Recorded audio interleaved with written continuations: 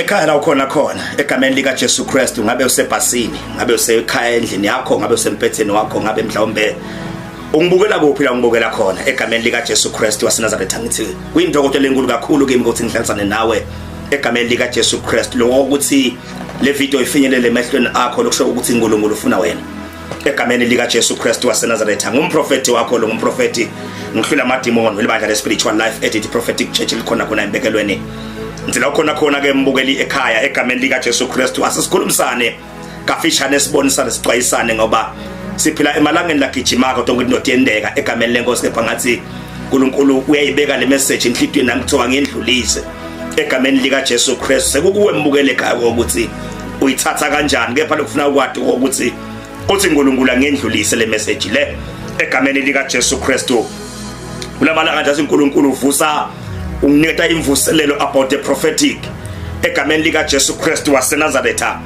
Ngithi angikhulume mbukeli ekhaya lapho la ukhona ngithi siphila emalangeni lamabi, siphila emalangeni ekubuya kwenkosi Jesu Kristu, siphila emalangeni ekugcina la khona yonke into yenteka at a very high speed egameni lenkosi. Tonke into nalesingakagathi siyabona sekwendeka egameni lenkosi, nasemasondweni nje sekwendeka into lesingakathi gathi ukuthi dingendeka khona egameni lenkosi.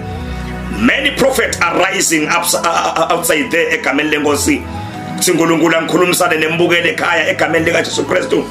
Mhlawumbe songilomunye leso give upile ikakhulu ku prophetic ministry egameni lika Jesu Kristu. Once weve ngathi ukhunywa ngemprofeti nje awuseva kahle, kepha uthi uNkulunkulu lamhla angikhulume nawe nasekuseni egameni lika Jesu Kristu.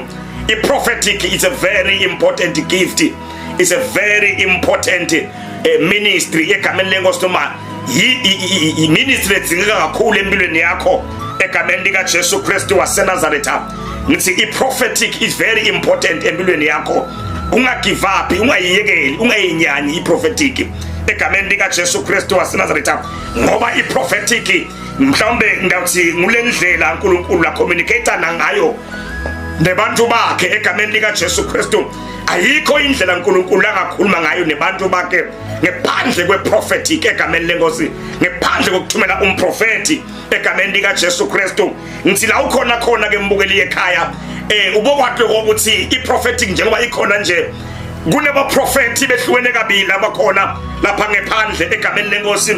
Kunebaprofeti beliqiniso lokuba profeti baNkulunkulu egameni lenkosi, kunebaprofeti bemanga egameni lika Jesu Kristu, lokuba profeti bekudibeka, lokuba profeti bekubekwa sitha, ngoba angisho